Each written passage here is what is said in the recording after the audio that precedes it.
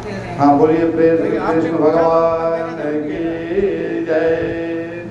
अर्जुन ने कहा कि अच्युत आपका कृपा से मेरा मोह नष्ट हो गया और मुझे आत्मस्वरूप की स्मृति प्राप्त हो गई। ये मोह नष्ट होने का कारण है आत्मस्वरूप की स्थिति प्राप्त होना, और मैं संशय रहित होकर स्थित हूँ, संशय रहित होकर स्थित हूँ और आपके आदेश का पालन करूंगा, ये बोल दिए। तो अर्जुन भगवान श्री कृष्ण के संबोधन अच्युत कहकर करता है। भगवान श्री कृष्ण अपने स्वरूप को कभी पतित नहीं होते। कहते हैं कि भगवान अपने स्वरूप से कभी च्युत या पतित नहीं होते। श्री कृष्ण के प्रसाद से अर्जुन भी पुनः सुस्थिर हो गया और भगवान का प्रसाद भगवत कृपा प्राप्त करना सबसे बड़ा सौभाग्य है। अर्जुन जो है उसके अंदर विवेक जागृति प्राप्त हो गई, बिना विवेक का मोह नहीं जाता है। ये इसका प्रसंग जो है रामायण में भी आएगा काकभूषण जी के पास। तो कहते हैं कि भगवान के हृदय में धारण करने वाला भक्त, भगवान को हृदय में धारण करने वाला भक्त भगवान के प्रसाद से समस्त संकटों को सहज ही पार कर लेता है। भगवान के प्रसाद से संकट वरदान बन जाते हैं और मनुष्य कृतार्थ हो जाता है। भागवत भक्त कहता है कि हे प्रभु मैं सामर्थ्यहीन हूँ।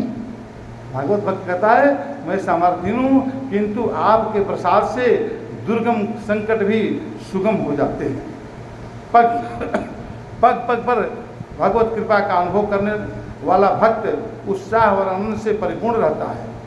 अर्जुन गीता रसामृत रूप प्रसाद प्राप्त करके कृतार्थ हो गया और कृतज्ञता का ज्ञापन कर रहा है। वास्तव में गीतोपदेश का उद्देश्य अर्जुन को युद्ध के लिए प्रेरित करना नहीं था, बल्कि उसे भ्रमित करने वाले मोह रूपी अंधकार से मुक्त करना था।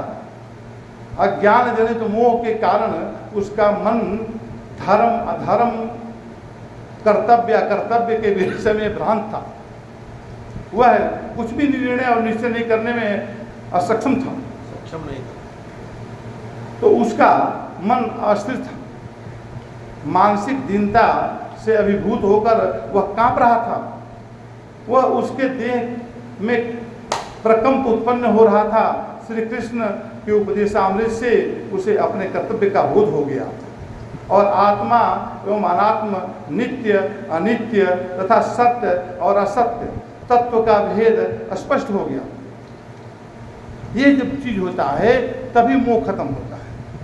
ये ज्ञान है, ज्ञान में ये सब चीज प्रदर्शित होता है। सत्य क्या असत्य क्या है, विवेक जागृत हो जाता है और अज्ञान जनित मोह नष्ट होने से आत्मस्वरूप की स्मृति भी उसे पुनः प्राप्त हो गई। आत्मस्वरूप की स्मृति प्राप्त हो गई और उसका खोया हुआ मानसिक संतुलन लौट आया। वह संशय मुक्त होकर स्थित हो गया और स्थिर सम और शांत हो गया। उसके हृदय में विषाद का स्थान प्रसाद यानी निर्मलता और सहज प्रसन्नता ने ले लिया और वह समुचित और प्रसन्न और सोल्लास होकर कर्तव्य पालन के लिए उठ खड़ा हुआ।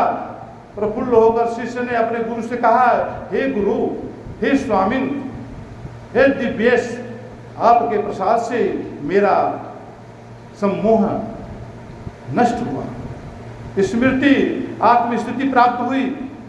मैं अब समुचित एवं सुदृढ़ हूँ और आपके आदेशानुसार आचरण करूँगा।